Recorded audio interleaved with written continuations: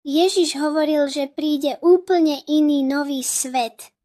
A on len pevne držal tú svätú knihu, bola to samozrejme Biblia, a potom prešiel priamo na stranu 24. A ja som povedal, je to správne, Ježišu? A on povedal, áno, je to tak však. A on povedal, neboj sa, Ebi, neboj sa. Najprv bude všetko normálne. Pôjdeme priamo a rovno do neba a potom sa to skutočne stane. A potom to postupne roztopí všetok ľad na polárnych ľadových medveďoch a tie následne zomrú. A vieš,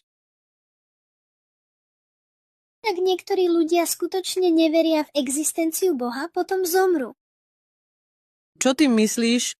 A viete, ak ľudia skutočne neveria v Ježiša Krista, nášho spasiteľa a pána, potom žiaľ smerujú k večnej smrti a záhube, čo je veľmi vážny a tragický osud. A potom, keď rozprával, držal v ruke knihu. Ako vyzeral, pamätáš si? Áno. Áno. Mal biele šaty a dlhé vlasy, ale aj chlapci majú dlhé vlasy. A mal kučeravé. A Bol taký hnedý a mal naozaj modré oči, myslím si to.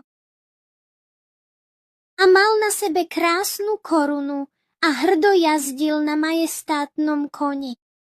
jazdil na koni? Áno, priamo uprostred nebies. A vieš, hviezdy budú padať a bude to kričať bum bum a budú tsunami a to je skutočné a budú to umierať mimozemšťania. A viete, že úplne všetko, čo tu vidíte, bude preč, ako napríklad tento starý telefón, toto všetko, všetky tie holandské veci, toto a aj tie mäkké vankúše, ktoré sú tu teraz.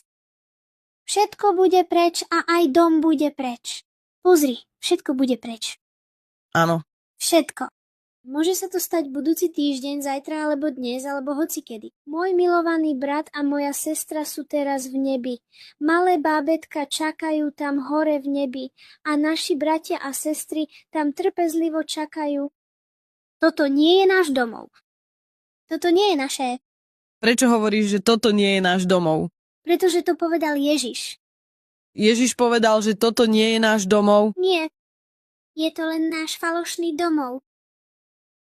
A v nebi je náš skutočný domov. A to je všetko. A môže sa to stať znova.